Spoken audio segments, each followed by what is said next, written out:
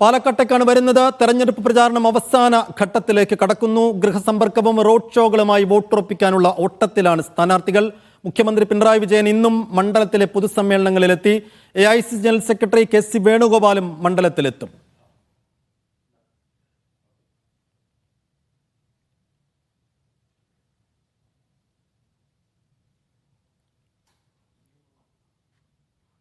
പാലക്കാട്ട് നിന്നും കൂടുതൽ വിശദാംശങ്ങൾ നൽകാൻ സാജിദ് അജ്മലും SA അജിംസും ചേരും. ആദ്യം സാജിദിലേക്ക്.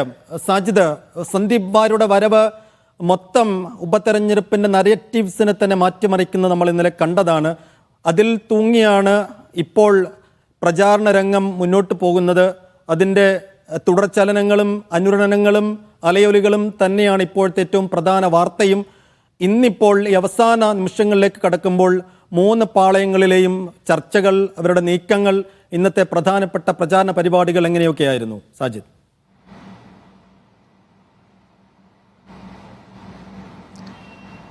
സൈഫുദ്ദീൻ, തെരഞ്ഞെടുപ്പിന്റെ അവസാന മണിക്കൂറുകളിൽ സന്ദീപ് വാര്യറുമായി ബന്ധപ്പെട്ട കാര്യങ്ങൾ തന്നെയാണ് പ്രധാന ചർച്ചയായി നിൽക്കുന്നത്. കോൺഗ്രസിനെ സംബന്ധിച്ച് സന്ദീപ് വാര്യരെ എത്തിക്കാൻ കഴിഞ്ഞത് വലിയ ഗുണമായി കോൺഗ്രസും UDFും കണക്കാക്കുന്നു. അതിലൂടെ കൂടുതൽ വോട്ട് നേടാം എന്നുള്ളതാണ് അവർ പ്രതീക്ഷിക്കുന്നത്. BJP പാളയത്തിന് സ്വാഭാവികമായും ഉള്ള ഒരു നിരാശയും സന്ദീപ് വാര്യരെ പോയതിലുള്ള ഒരു പ്രശ്നവും, അതോടൊപ്പം തന്നെ ഇനി സന്ദീപ് വാര്യരൊപ്പം ആരെങ്കിലും പോകാതിരിക്കുക എന്നുകൂടിയാണ് അവർ ലക്ഷ്യം വിടുന്നത്. ഈ LDFും CPMും ആണെങ്കിൽ ഈ വിഷയം പരമാവധി ഉയർത്തി ഈ കോൺഗ്രസിനെതിരെ ഒരു ആയുധമാക്കാനാണ് ശ്രമിക്കുന്നത്. എന്നോടൊപ്പം SA അജിംസ് കൂടിയുണ്ട്. അജിംസ്, ഇന്ന് ഈ AK ബാലൻ, അതുപോലെ തന്നെ മുഖ്യമന്ത്രി ഉൾപ്പെടെയുള്ള ആളുകൾ ഈ കടുത്ത വിമർശനമാണ് കോൺഗ്രസിനെതിരെ പറയുന്നത്. മുഖ്യമന്ത്രി പ്രത്യേകിച്ച് പാണക്കാട് തങ്ങളെ അടക്കം വിമർശിച്ചു. AK ബാലൻ പറയുന്നത് ഇപ്പോഴും RSS ആണ് സന്ദീപ് എന്നത്. അതായത് സന്ദീപ് വാര്യർ BJP വിട്ട് വന്നതിന് ഒരു ന്യൂനപക്ഷങ്ങൾക്കിടയിൽ ഒരു കൺഫ്യൂഷൻ ഉണ്ടാക്കുക എന്നാണ് അവർ ലക്ഷ്യം വെക്കുന്നത്. മുഖ്യമന്ത്രി ഇന്നലെയാണ് ടൗണിൽ ആദ്യമായിട്ട് പ്രസംഗിക്കുന്നത്. മേപ്പറമ്പിലാണെന്ന് തോന്നുന്നു. മേപ്പറമ്പിൽ ആദ്യം പ്രസംഗിക്കുന്നത് അദ്ദേഹം പ്രധാനമായും അദ്ദേഹത്തിൻ്റെ പ്രസംഗത്തിൻ്റെ ഫോക്കൽ പോയിന്റ് എന്ന് പറഞ്ഞാൽ വർഗീയ ശക്തികളെ തടഞ്ഞു നിർത്താൻ ഇടതുപക്ഷത്തോടൊപ്പം വോട്ടർമാർ നിൽക്കണമെന്നാണ്. വർഗീയ ശക്തി എന്ന് അദ്ദേഹം ഉദ്ദേശിക്കുന്നത് BJP-യാണ്. BJP-യെ തടയാൻ ഇടതുപക്ഷത്തോടൊപ്പം വോട്ടർമാർ നിൽക്കണം. നമുക്കറിയാം, മേപ്പറമ്പ് എന്ന് പറയുന്ന പ്രദേശം ന്യൂനപക്ഷ വോട്ടുകൾ കേന്ദ്രീകരിച്ചിട്ടുള്ള ഒരു സ്ഥലമാണ്. അവിടെ അദ്ദേഹം പ്രസംഗിക്കുന്ന രീതി BJP-ക്കെതിരാണ്. എന്നാൽ കണ്ണാടിയിലെത്തുമ്പോൾ, കണ്ണാടിയിലെ വോട്ട് ബാങ്ക് വേറെയാണ്. കണ്ണാടിയിലെത്തുമ്പോൾ അദ്ദേഹം പ്രസംഗിക്കുന്നത് എന്താണ്? സന്ദീപ് വാര്യരുടെ UDFിലേക്കുള്ള വരവ് അദ്ദേഹം പരാമർശിക്കുന്നു. ആ പരാമർശിച്ചുകൊണ്ടിരിക്കെ പാണക്കാട് തങ്ങളെ നേരിട്ട് വ്യക്തിപരമായി അദ്ദേഹം വിമർശിക്കുകയാണ് ചെയ്യുന്നത്. സാധാരണ രീതിയിൽ മുസ്ലിം ലീഗിനെ CPM നേതാക്കൾ വിമർശിക്കാറുണ്ട്. പക്ഷേ പാണക്കാട് തങ്ങൾ എന്ന് പറയുന്ന ഒരു ആത്മീയ പൊസിഷനായതുകൊണ്ടുകൂടി വ്യക്തിപരമായി അവരെ വിമർശിക്കുന്ന ഒരു രീതി CPM-നില്ല. പക്ഷേ മുഖ്യമന്ത്രി ഈ ഉപതെരഞ്ഞെടുപ്പിന് തൊട്ടു മുമ്പ് അങ്ങനെ ചെയ്യുന്നത് തീർച്ചയായിട്ടും അതൊരു വോട്ട് ബാങ്ക് പൊളിറ്റിക്സിൻ്റെ ഭാഗമായിട്ട് കൂടിയാണ്. പാണക്കാട് തങ്ങൾ ജമാഅത്തെ ഇസ്ലാമിയുടെ അനുയായിയാണ് എന്ന് പറഞ്ഞു വെക്കുന്നതിലൂടെ അതിൽ നിന്ന് മുസ്ലിം ലീഗ് നേതാവ് PK കുഞ്ഞാലിക്കുട്ടി മറുപടി നൽകിയിട്ടുണ്ട്, പ്രതിപക്ഷ നേതാവ് മറുപടി നൽകിയിട്ടുണ്ട്. അത് വേറൊരു കാര്യം. അത് CPM-ൻ്റെ ഒരു തന്ത്രം. CPM ഈ അവസാന ഘട്ടങ്ങളിലേക്ക് പോകുമ്പോൾ നമ്മൾ മുമ്പ് ചർച്ച ചെയ്തതുപോലെ തന്നെ LDF UDF മത്സരമാണ് ഇവിടെ നടക്കുന്നതെന്നൊരു പ്രതീതി സൃഷ്ടിക്കാൻ LDFന് തീർച്ചയായിട്ടും കഴിഞ്ഞിട്ടുണ്ടായിരുന്നു. പക്ഷേ സന്ദീപ് വാര്യരുടെ തിരിച്ചുവരവോടുകൂടി ആ ഒരു നറേറ്റീവ് മാറി മറിയുകയാണ്. ആ നറേറ്റീവ് മാറി മറിയുന്നതോടെ ഇനിയും LDF UDF മത്സരമാണ് മണ്ഡലത്തിൽ നടക്കുന്നത് എന്ന ഒന്ന് സ്ഥിതി സൃഷ്ടിക്കേണ്ടതുണ്ട് LDFിനെ സംബന്ധിച്ച്. അതിനുള്ള ശ്രമമാണ് ഈ തരത്തിലുള്ള പ്രസ്താവനകളിലൂടെ നടക്കുന്നത്. പക്ഷെ നമ്മൾ മനസ്സിലാക്കേണ്ട മറ്റൊരു കാര്യം, സാജിദ്, ഇന്ന് ഞാൻ BJP സ്ഥാനാർത്ഥി കൃഷ്ണകുമാറിൻ്റെ പ്രചാരണത്തിനൊപ്പം പോയിരുന്നു. BJPയുടെ പ്രചാരണം വളരെ നിശബ്ദമായ പ്രചാരണമാണ്, സൈലൻ്റ് ആയിട്ടുള്ള പ്രചാരണമാണ്. ഇന്ന് പലയിടങ്ങളിൽ കൃഷ്ണകുമാർ പ്രചാരണത്തിന് പോയിരുന്നു. ഞാൻ പോയത് ഒരു അപ്പാർട്ട്മെൻറ്റാണ്. അപ്പാർട്ട്മെൻറ്റിൽ വിവിധ ഫ്ലാറ്റുകളിൽ അദ്ദേഹം ചെറിയ കോർണർ യോഗങ്ങൾ, കുടുംബയോഗങ്ങൾ വിളിച്ചു ചേർക്കുന്നു. അവരോട് പാലക്കാട് മണ്ഡലത്തിൽ ഈ കഴിഞ്ഞിടയിൽ ഈ മോദി സർക്കാരിൻ്റെ കാലത്ത് പാലക്കാട് നഗരത്തിലുണ്ടായിട്ടുള്ള വികസനങ്ങളെക്കുറിച്ച് പറയുന്നു, അമൃത് പദ്ധതിയെക്കുറിച്ച് പറയുന്നു, കുടിവെള്ളക്ഷാമം പരിഹരിച്ചതിനെപ്പറ്റി പറയുന്നു, താൻ തിരഞ്ഞെടുക്കപ്പെട്ടാൽ ഉണ്ടാകുന്ന മാറ്റങ്ങളെക്കുറിച്ച് അദ്ദേഹം പറയുന്നു. അങ്ങനെ പല കാര്യങ്ങൾ വിശദീകരിക്കുന്നു. അതോടൊപ്പം കൃഷ്ണകുമാർ വോട്ടർമാരുടെ മുമ്പിൽ മുന്നോട്ട് വയ്ക്കുന്ന ഒരു പ്രധാനപ്പെട്ട കാര്യം നമ്മുടെ വോട്ടുകൾ കൃത്യമായി പോൾ ചെയ്യപ്പെടണം എന്നാണ്.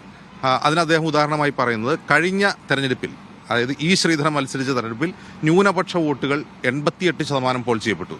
ഭൂരിപക്ഷ വോട്ടുകൾ 55% പോൾ ചെയ്യപ്പെട്ടുള്ളൂ. ഈ കണക്ക് പറഞ്ഞുകൊണ്ട് അതുകൊണ്ടാണ് BJP തോൽക്കുന്നത്. അതായത് കൃത്യമായി പോൾ പെർസെൻറ്റേജ് വർദ്ധിപ്പിക്കണം. കാരണം ചേലക്കരയിലും വയനാട്ടിലും പോൾ പെർസെൻറ്റേജ് കുറഞ്ഞത് ഒരു സൂചനയാണ്. വോട്ടർമാർക്ക് ഒരു ഫാറ്റീഗ് ഉണ്ട്. വോട്ടർമാർ, കാരണം ഇതൊരു അധികാര മാറ്റത്തിനുള്ള തെരഞ്ഞെടുപ്പിൽ ഒരു ഉപതെരഞ്ഞെടുപ്പ് മാത്രമാണ്. അതുകൊണ്ട് പോളിംഗ് ശതമാനം പാലക്കാടും കുറയാൻ സാധ്യതയുണ്ട്. പാലക്കാട് പോളിംഗ് ശതമാനം കുറയുകയാണെങ്കിൽ അത് BJPയുടെ ജയസാധ്യതയെ വല്ലാതെ പ്രശ്നത്തിലാക്കും. BJP ജയസാധ്യത വയ്ക്കുന്നതിൻ്റെ ഒരു പ്രധാനപ്പെട്ട കാരണം മുമ്പ് ഉണ്ടായിരുന്ന ഒരു സെനാരിയോ ഉണ്ട്.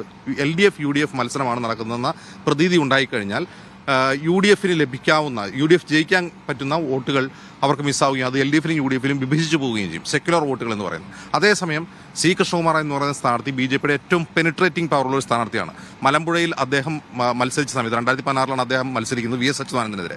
അന്ന് VS അച്യുതാനന്ദനെ ഏതാണ്ട് 27,000 വോട്ടിന് ജയിച്ചെങ്കിൽ പോലും C. കൃഷ്ണകുമാറിന് ഏതാണ്ട് ഒരു 18% വോട്ട് UDFിൻ്റെയും ഏതാണ്ട് ഒരു 10% വോട്ട് LDFിൻ്റെയും കുറയ്ക്കാൻ സാധിച്ചു. അവിടെ BJPയുടെ വോട്ട് നിർണായകമായി വർദ്ധിപ്പിച്ച ഒരു സ്ഥാനാർത്ഥിയാണ് C. കൃഷ്ണകുമാർ. എത്ര തെരഞ്ഞെടുപ്പാണ്, ലോക്സഭാ തെരഞ്ഞെടുപ്പിൽ മത്സരിച്ചു. ഏത് മത്സരത്തിലും അദ്ദേഹം ക്രമേണ വോട്ട് ശതമാനവും വോട്ടും വർദ്ധിപ്പിച്ചുകൊണ്ടിരിക്കുന്ന സ്ഥാനാർത്ഥിയാണ്. ഇങ്ങനെ വോട്ട് വർദ്ധിപ്പിക്കുന്ന ഒരു സ്ഥാനാർത്ഥിക്ക് വേണ്ടി RSS ഈ മണ്ഡലത്തിൽ വ്യാപകമായി നിശബ്ദമായ സ്കോഡുകൾ, നിശബ്ദമായ പ്രചാരണം നടത്താൻ വ്യത്യസ്ത വിഷയങ്ങൾ ഉന്നയിച്ചുകൊണ്ട് അപ്പോൾ LDF UDF മത്സരം നടക്കുന്നു എന്ന പ്രതീതി സൃഷ്ടിക്കപ്പെട്ടാൽ BJP ജയിക്കാനുള്ള സാധ്യത വളരെ കൂടുതലാണ്. ആ ഒരു ആത്മവിശ്വാസം അവർക്കുണ്ട്. അവരുടെ ഏറ്റവും വലിയ ചലഞ്ച് എന്നുള്ളത്, BJPയുടെ ഏറ്റവും വലിയ ചലഞ്ച് പോൾ പെർസെൻറ്റേജ് കുറയുമോ എന്നുള്ളതാണ്. BJP പരമാവധി ശ്രമിക്കുന്നത് ആ പോൾ പെർസെൻറ്റേജ് കുറയാതെ നോക്കാനും പോൾ പെർസെൻറ്റേജ് വർദ്ധിപ്പിക്കാനുമാണ്. അപ്പോൾ ഇത്തരം രാഷ്ട്രീയ വിഷയങ്ങൾ ഉന്നയിച്ചുകൊണ്ട് LDFും UDFും മത്സരിക്കുമ്പോൾ നിശബ്ദമായ, വളരെ സൈലൻ്റ് ആയിട്ടുള്ള പ്രവർത്തനമാണ് BJP ഇവിടെ നടത്തുന്നത്. അതുകൊണ്ട് തന്നെ അത്ഭുതപ്പെടുത്തുന്ന ഒരു തെരഞ്ഞെടുപ്പ് ഫലം ഇവിടെ ഉണ്ടാകാനും സാധ്യതയുണ്ട്. അതായത് ഈ BJPയുടെ ചില നേതാക്കളോട്ടെ വ്യക്തിപരമായി സംസാരിക്കുമ്പോൾ ഈ സരിന് കിട്ടുന്ന വിസിബിലിറ്റിയിൽ അവർ സന്തോഷം പ്രകടിപ്പിക്കുന്നുണ്ട്. കാരണം ഈ സരിൻ കൂടുതൽ വോട്ട് പിടിക്കുകയാണെങ്കിൽ BJP ജയിക്കും എന്നാണ് അവരുടെ ഒരു പ്രതീക്ഷ. അങ്ങനെ തന്നെയാണോ? തീർച്ചയായിട്ടും. അതായത് LDFിനെ സംബന്ധിച്ച് 25% കഴിഞ്ഞ അസംബ്ലി തെരഞ്ഞെടുപ്പിലെ വോട്ട്. ആ 25% എന്ന് പറഞ്ഞാൽ ഒരു CPM സ്ഥാനാർത്ഥിക്ക് കിട്ടുന്ന ഏറ്റവും കുറഞ്ഞ വോട്ടാണ് കേരളത്തിൽ. അപ്പോൾ അതിൽ നിന്നൊരു 5% വർദ്ധിപ്പിക്കുക എന്നുള്ളതാണ് സരിൻ്റെ മുമ്പിൽ ചലഞ്ച്. 5% വർദ്ധിപ്പിച്ചാലും ഈ തെരഞ്ഞെടുപ്പിൽ LDFിന് ജയിക്കാനുള്ള സാധ്യത വളരെ വിദൂരമാണ്. അപ്പോൾ ഒരു 10% വോട്ട് വർദ്ധിപ്പിക്കാൻ സരിന് കഴിയുമോ? 10% വോട്ട് വർദ്ധിപ്പിച്ചുകൊണ്ട് BJP മൂന്നാം സ്ഥാനത്താക്കാൻ സരിന് കഴിയുമോ എന്നുള്ളതാണ് ക്വസ്റ്റ്യൻ. അങ്ങനെ ഒരു മുന്നേറ്റം സരിൻ പ്രചാരണരംഗത്ത് തീർച്ചയായിട്ടും പ്രചാരണം വളരെ ശബ്ദമയമായ പ്രചാരണം ഇവിടെ നടന്നിട്ടുണ്ട്. സരിനൊരു സ്ഥാനാർത്ഥി എന്ന നിലയിൽ ആ അർത്ഥത്തിൽ ഞാനിതാ UDFുമായി ഫൈറ്റ് ചെയ്യുന്ന ഒരു പ്രതീതി ജനിപ്പിച്ചിട്ടുണ്ട്.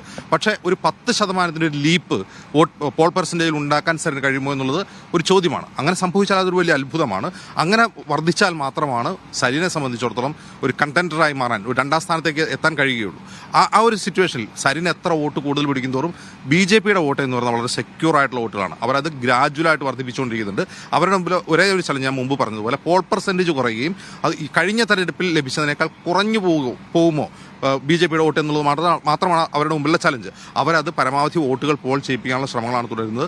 ബന്ധുക്കൾ, മറ്റിടങ്ങളിൽ താമസിക്കുന്നവരെയൊക്കെ എല്ലാം തിരിച്ചുകൊണ്ടുവന്ന് പോൾ ചെയ്യാൻ വരാൻ വേണ്ടി തിരിച്ചുകൊണ്ടുവന്ന് വോട്ട് അഭ്യർത്ഥിക്കുകയാണ് BJPയും RSSന്റെ സ്കോഡും ചെയ്തുകൊണ്ടിരിക്കുന്നത്. അതുകൊണ്ടാണ് സരിൻ എത്ര കൂടുതൽ വോട്ട് പിടിക്കുന്നു അത്രയും സന്തോഷമാണ് BJPക്ക്. BJPയുടെ വോട്ട് ബാങ്ക് എന്ന് പറയുന്നത് ഉറച്ച വോട്ട് ബാങ്കാണ്. ആ വോട്ട് ബാങ്കിലേക്ക് ആഡ് ചെയ്യുകയാണ് C. കൃഷ്ണകുമാർ കഴിഞ്ഞ കുറേ വർഷങ്ങളായി. മലമ്പുഴയിലാകട്ടെ, ഇവിടെ പാലക്കാടാകട്ടെ അദ്ദേഹം ചെയ്തുകൊണ്ടിരിക്കുന്നത്, ലോക്സഭാ തെരഞ്ഞെടുപ്പിൽ അദ്ദേഹം ചെയ്തുകൊണ്ടിരിക്കുന്നത്. അതുകൊണ്ട് ഈ നിശബ്ദ പ്രചാരണത്തെ UDF ശരിക്കും ഭയക്കുന്നുണ്ട്. UDFിനെ സംബന്ധിച്ച് ഞങ്ങളാണ് BJPയെ തോൽപ്പിക്കാൻ പോകുന്നത്. അതുകൊണ്ടാണ് സന്ദീപ് വാര്യരുടെ വരവ് UDF ക്യാമ്പിൽ വലിയ ആത്മവിശ്വാസം നൽകുന്നത്. ഞങ്ങൾ BJPയെ തകർക്കാൻ പോവുകയാണ്, BJPയിൽ നിന്ന് ആളുകൾ അടർത്തിയെടുക്കുകയാണ്, ഞങ്ങളാണ് BJPയുമായി ഫൈറ്റ് ചെയ്യുന്നത് എന്ന പ്രതീതി സൃഷ്ടിച്ചാൽ മാത്രമേ UDFന് ഇവിടെ ജയിക്കാൻ കഴിയൂ. അതുകൊണ്ട് കൂടിയാണ് ഷാഫി പറമ്പിലും രാഹുൽ മാങ്കൂട്ടത്തിലും കൈ പോലും കൊടുക്കാതെ സരിനെ അവഗണിക്കുന്നത്. ഇതല്ല ഞങ്ങളുടെ എതിരാളി C. കൃഷ്ണകുമാർ എന്നൊരു മെസ്സേജ് വോട്ടർമാർക്ക് കൊടുക്കുകയാണ് അവർ ചെയ്തത്. ഇപ്പോൾ ഈ AK ബാലനും മുഖ്യമന്ത്രിയും ഉൾപ്പെടെയുള്ള ആളുകൾ ഈ സന്ദീപ് വാര്യർ വന്നതിനെ വളരെ രൂക്ഷമായ ഭാഷയിൽ വിമർശിക്കുന്നുണ്ട്. പക്ഷേ ഈ സരിനോട് ഇത് ചോദിക്കുമ്പോൾ അതൊരു രാഷ്ട്രീയ വിഷയമേ അല്ല എന്ന് പറഞ്ഞ് അവഗണിക്കുകയാണ്. എന്തായിരിക്കും അതിന് കാരണം? 2 കാര്യം. ഒന്ന്, ഈ KPCCയുടെ സോഷ്യൽ മീഡിയ ചുമതലയുള്ള ഒരാളായിരുന്നു സരിനെ അടർത്തിയെടുത്ത് LDF സ്ഥാനാർത്ഥിയാക്കുകയാണ്. അപ്പോൾ സരിൻ പോയാൽ പോകട്ടെ, ഞങ്ങളുടെ പാർട്ടി അതല്ല. അതായത് സരിൻ പോയ മുന്നണിയല്ല ഞങ്ങളുടെ എതിരാളി. പകരം ഞങ്ങളുടെ എതിരാളി ക്യാമ്പ് എന്ന് പറയുന്നത് BJPയാണ്. അവിടെ നിന്ന് അവരുടെ ഏറ്റവും ഫയർ ബ്രാൻഡ് നേതാവിനെ ഞങ്ങൾ ഇതാ കൊണ്ടുവരുന്നു എന്ന മെസ്സേജ് കൊടുക്കുകയാണ്. ഇനി സന്ദീപ് വാര്യർ വന്നതിന് എന്തെങ്കിലും രാഷ്ട്രീയ ഇംപ്ലിക്കേഷൻ ഉണ്ട് എന്ന് സരിൻ പറഞ്ഞു കഴിഞ്ഞാൽ അത് അപകടത്തിലാവും. അതുകൊണ്ടാണ് സരിനെ അതിനെ അവഗണിക്കുന്നത്. എങ്ങനെയാണോ ഷാഫി പറമ്പിലും രാഹുൽ മാങ്കൂട്ടത്തിലും സരിനെ അവഗണിക്കുന്നത്, അതുപോലെ തന്നെ സന്ദീപ് വാര്യർ എന്ന പേര് തന്നെ സരിനും അവഗണിക്കുന്നു. വളരെ സിമ്പിളാണ് അതിൻ്റെ സമവാക്യം. ഇന്നിപ്പോൾ ഈ മുഖ്യമന്ത്രി ഈ പറഞ്ഞതോടുകൂടി, അതായത് ഈ CPM കണക്ക് കൂട്ടുന്നത് സന്ദീപ് വാര്യരെ പോലുള്ള ഒരു നേതാവിനെ കൊണ്ടുവന്നതിലൂടെ ന്യൂനപക്ഷങ്ങൾക്കിടയിൽ കോൺഗ്രസിനോട് UDFിനോട് വലിയ അതൃപ്തി ഉണ്ട് എന്നുള്ളതാണ്. പക്ഷേ നേരെ പാണക്കാട്ടേക്ക് പോകുന്നു. അതോടൊപ്പം തന്നെ മുഖ്യമന്ത്രി എന്ന് പാണക്കാട് തങ്ങൾക്കെതിരെ പറയുന്നു. അപ്പോൾ അതോടുകൂടി ന്യൂനപക്ഷങ്ങൾക്കുള്ള പ്രശ്നം തീർന്നു എന്നാണ് കോൺഗ്രസ് പ്രതീക്ഷിക്കുന്നത്. അങ്ങനെ ആവുമോ? അങ്ങനെയല്ല, അത് LDF അതിലൂടെ ശ്രമിക്കുന്നത്. അതായത് സന്ദീപ് വാര്യരുടെ ഭൂതകാലം UDFിനെ വേട്ടയാടും എന്ന മുന്നറിയിപ്പ് ന്യൂനപക്ഷ വോട്ട് ബാങ്കിന് നൽകുന്നു. അതോടൊപ്പം തന്നെ പാണക്കാട് തങ്ങളെ നേർക്ക് നേർക്കേറെ വിമർശിച്ചുകൊണ്ട് പാണക്കാട് തങ്ങളുടെ ജമാഅത്തെ ഇസ്ലാമി ബന്ധം, അതുപോലെ UDF-നുള്ള SDPI പിന്തുണ, ഇത് രണ്ടും പറഞ്ഞുകൊണ്ട് ഭൂരിപക്ഷ വോട്ട് ബാങ്കിൽ സെക്യുലർ വോട്ടുകളിൽ ഒരു അസംതൃപ്തി അല്ലെങ്കിൽ ഒരു സംശയം UDF-നെ കുറിച്ച് ജനിപ്പിക്കുന്നു. തീർച്ചയായിട്ടും ഈ ഘട്ടത്തിൽ LDF-ന് ചെയ്യാൻ കഴിയുന്ന ഏറ്റവും പ്രധാനപ്പെട്ട ഒരു പണിയാണത്. അവരെ സംബന്ധിച്ചിടത്തോളം ഈ വോട്ട് ബാങ്കുകൾ LDF-ലേക്ക് ആകർഷിക്കുന്ന ഈ രണ്ട് തന്ത്രം, ഒരേ സമയം UDF-ന് പോകാൻ സാധ്യതയുള്ള ന്യൂനപക്ഷ വോട്ടുകളെ ആകർഷിക്കുക, UDF-ലേക്ക് പോകാൻ സാധ്യതയുള്ള സെക്യുലർ വോട്ടുകളിൽ ഈ സംശയം ധ്വനിപ്പിച്ച് അത് LDF-ലേക്ക് കൊണ്ടുവരിക, ജയസാധ്യത സരിനുണ്ട്, സരിനും ജയസാധ്യത ഉണ്ട് എന്ന് ധ്വനിപ്പിച്ചുകൊണ്ട് ആ വോട്ടുകൾ കൂടി നേടുക. അതുതന്നെയാണ് മുഖ്യമന്ത്രി ഇപ്പോൾ ചെയ്തുകൊണ്ടിരിക്കുന്നത്. അതോടൊപ്പം തന്നെ ഈ മറ്റ് ഓരോ ദിവസം ഓരോ വിഷയമാണ് വരുന്നത്. ഈ ഇഷ്യൂ ബേസ്ഡ് ആയിട്ട് വോട്ട് ചെയ്യുന്ന ഈ പാലക്കാടിന്റെ പ്രത്യേക ഒരു സാഹചര്യത്തിൽ അത് എത്രത്തോളം സാധ്യതയുണ്ട്? എത്രത്തോളം വോട്ടർമാരെ ഈ ഓരോ വിഷയങ്ങളും സ്വാധീനിക്കും? ഇവിടെ ഇഷ്യൂ എന്ന് പറയുന്നത് ഇപ്പോൾ ഒരു ഉപതെരഞ്ഞെടുപ്പിൽ സ്വാഭാവികമായും ആ ഭരിക്കുന്ന സർക്കാരിനെതിരായിട്ടുള്ള വികാരം തീർച്ചയായിട്ടും ഉണ്ടാവും. ഇനി എത്ര നല്ല ഗവേണൻസ് ആണെങ്കിലും ഭരിച്ചുകൊണ്ടിരിക്കുന്ന സർക്കാരിൻ്റെ നിലപാടുകൾക്കെതിരെയുള്ള വികാരം അതിൽ പ്രതിഫലിക്കും. പക്ഷെ നമ്മൾ ചേലക്കരയിലും വയനാട്ടിൽ കണ്ടതെന്നാണ് പോൾ പെർസെൻറ്റേജ് കുറവാണ്. അത് കാണിക്കുന്നത് ജനങ്ങൾക്ക് ഒരു വോട്ടിംഗ് ഫാറ്റിഗാണ്, അത് മടിയാണ്, വോട്ട് ചെയ്യാനുള്ള മടി കൊണ്ട് വോട്ട് ചെയ്യാതിരിക്കുന്നു എന്നുള്ളതാണ്. തീർച്ചയായിട്ടും ഈ പറയുന്ന ഭരണവിരുദ്ധ വികാരം ഇവിടെ ആര് മുതലാക്കുന്നു? അത് BJP മുതലാക്കുന്നു, അതല്ല UDF മുതലാക്കുന്നു എന്നുള്ളതാണ് ക്വസ്റ്റ്യൻ.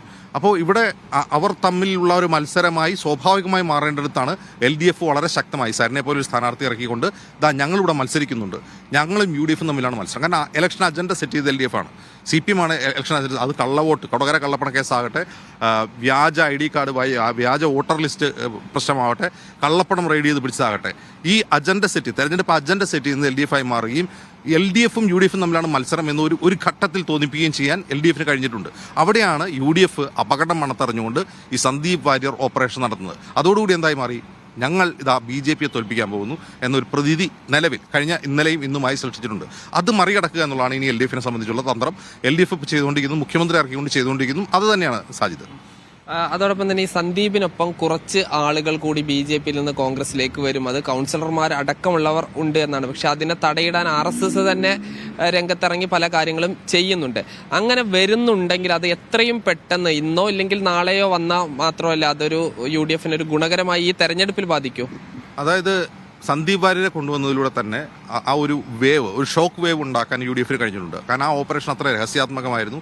അത് അടുത്തറിയാവുന്ന വളരെ കുറച്ച് കോൺഗ്രസ് നേതാക്കളെ ഉണ്ടായിരുന്നുള്ളൂ. ആ ഓപ്പറേഷനെ കുറിച്ച് അറിയാവുന്നവർ, മാധ്യമപ്രവർത്തകരുമായി ബന്ധമുള്ള ഈ ഓപ്പറേഷൻ അറിയാവുന്ന ആളുകൾ പോലും അത് രഹസ്യമായി സൂക്ഷിച്ചു എന്നുള്ളതാണ് ഏറ്റവും പ്രധാനപ്പെട്ട കാര്യം. അങ്ങനെ ഒരു രഹസ്യാത്മക കോൺഗ്രസിന് ഒരിക്കലും ഉണ്ടായിരുന്നില്ല. ആ രഹസ്യാത്മകത തന്നെയായിരുന്നു അതിൻ്റെ ഒരു ത്രില്ലർ എന്ന് പറയുന്നത്.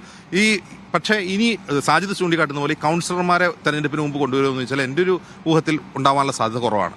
അത് അടുത്ത പഞ്ചായത്ത് തെരഞ്ഞെടുപ്പ്, തദ്ദേശ തെരഞ്ഞെടുപ്പിലേക്കുള്ള UDF-ന്റെ ഒരു തുറപ്പ് ചീട്ടായിട്ട് മാത്രമേ അവരതിന് വയ്ക്കുകയുള്ളൂ. അത് അവർ ആ സമയത്തായിരിക്കും ഉപയോഗപ്പെടുത്തുക. അതായത് ഇനി ഈ ഉപതെരഞ്ഞെടുപ്പ് കഴിഞ്ഞ് പഞ്ചായത്ത് തെരഞ്ഞെടുപ്പിനുള്ള ഇടവേളകളിൽ സംഭവിക്കാൻ സാധ്യതയുള്ള ഒരു കാര്യമായിരിക്കും. അതിനേക്കാൾ ഈ മുനിസിപ്പൽ തെരഞ്ഞെടുപ്പിൽ അത് വലിയ ഇമ്പാക്ട് ഉണ്ടാക്കും. തീർച്ചയായിട്ടും. അതായത് ഇപ്പോൾ ഈ തെരഞ്ഞെടുപ്പിന് ആവശ്യമായ കാര്യം സന്ദീപ് വാര്യരുടെ ഓപ്പറേഷനിലൂടെ നടന്നു കഴിഞ്ഞു. ഇനി അടുത്തത് ഈ നഗരസഭാ ഭരണം പിടിക്കുക എന്നുള്ള UDF-ന്റെ നീക്കമാണ്. നഗരസഭാ ഭരണം പിടിക്കുക എന്നുള്ള അത്ര എളുപ്പമല്ല. സീറ്റ് വ്യത്യാസം വളരെ വലുതാണ് ഈ കുറി. UDF-ന്റെയും LDF-ന്റെയും മുഴുവൻ സീറ്റുകൾ ചേർത്താൽ പോലും ഇവർ അട്ടിമറിക്കാൻ കഴിയാത്തത്ര, രണ്ടുപേരും ഒരുമിച്ച് നിന്നാൽ പോലും ഭരണത്തിൽ പുറത്താക്കാൻ കഴിയാത്തത്ര സീറ്റുകൾ BJP-ക്കുണ്ട്. അത് ഒരു ദീർഘകാല പ്രോസസ്സാണ്. അതായത് തദ്ദേശ തെരഞ്ഞെടുപ്പിലേക്കുള്ള പ്രോസസ് ആയിരിക്കും. അതിലുപരി ഈ BJP-യെ തോൽപ്പിക്കുക എന്നുള്ളത്, ഇപ്പോൾ BJP ജയിക്കാൻ പോകുന്നു എന്നൊരു പ്രതീതി സൃഷ്ടിക്കുക എന്നുള്ളതാണ് UDF-ന് ജയിക്കാനുള്ള ഒരേ ഒരു മാർഗം. അതേസമയം LDF-ഉം UDF-ഉം തമ്മിലാണ് മത്സരം എന്ന് വന്നു കഴിഞ്ഞാൽ BJP അനായാസം ജയിച്ചു പോകുന്ന ഒരു സാഹചര്യം പാലക്കാടുണ്ടാകും. സൈഫു, ഈ രീതിയിലാണ്, അതായത് ഈ തെരഞ്ഞെടുപ്പിൽ എന്ത് സംഭവിക്കുമെന്നത് ഇപ്പോഴും നമുക്ക് പ്രവചിക്കാൻ കഴിയില്ല. ഓരോ വിഷയങ്ങളും വളരെ പ്രസക്തമാണ്, പ്രധാനപ്പെട്ടതാണ്. ആ രീതിയിൽ എങ്ങനെ ഈ ഓരോ വോട്ടർമാരും ചിന്തിക്കുന്നു എന്ന് അനുസരിച്ചായിരിക്കും ഇനി തെരഞ്ഞെടുപ്പ് ഫലം വരിക. സൈഫുദ്ദീൻ. തീർച്ചയായും സാജിദ്, ഒരു പിടിയും തരാത്ത രാഷ്ട്രീയ നീക്കങ്ങൾ കൊണ്ട്, നാടകീയതകൾ കൊണ്ട് കേരളത്തിൻ്റെ രാഷ്ട്രീയ ചരിത്രത്തിൽ തന്നെ അവിസ്മരണീയമായ മുഹൂർത്തങ്ങൾ ബാക്കിയാക്കുന്നു പാലക്കാടൻ ഉപതെരഞ്ഞെടുപ്പ് എന്നുള്ളതാണ്. ഇന്നലെ സന്ദീപ് വാര്യർ അപ്രതീക്ഷിതമായി കോൺഗ്രസ് പാളയത്തിലേക്ക് വന്നപ്പോൾ അത് BJP പാളയത്തിനും ഒപ്പം LDF-നും വലിയ തിരിച്ചടിയാണ് ഉണ്ടാക്കിയത്. അതിനെ ടാക്കിൾ ചെയ്യാൻ എന്തെല്ലാം മറുപടികൾ തേടാം എന്നതിനെക്കുറിച്ച് ആലോചിക്കുന്നു. മറ്റു രണ്ട് പാളയങ്ങളും ഇന്നിപ്പോൾ മുഖ്യമന്ത്രിയുടെ പ്രസ്താവന കൂടി കാണണം. പാണക്കാട് സാദിഖലി ശിഹാബ് തങ്ങളെ കടന്നാക്രമിച്ചുകൊണ്ടുള്ള അദ്ദേഹത്തിൻ്റെ പ്രസ്താവന കാണണം. അത് ഒരേ സമയം ഭൂരിപക്ഷ വോട്ടിലും ഒപ്പം മതേതര വോട്ടുകളിലും ഏതെങ്കിലും അർത്ഥത്തിൽ ഇളക്കമുണ്ടാക്കാൻ കഴിയുമോ എന്നുള്ള നീക്കമാണ് ഇപ്പോൾ LDF മുഖ്യമന്ത്രിയും നടത്തുന്നത്. എത്ര കണ്ട് അതിന് റിസൾട്ട് ഉണ്ടാകും എന്നുള്ളതും കൂടി കാത്തിരുന്നു കാണേണ്ട സംഗതിയാണ്. സാജിദും അജിംസുമാണ് വിശദാംശങ്ങൾ നൽകിയത്.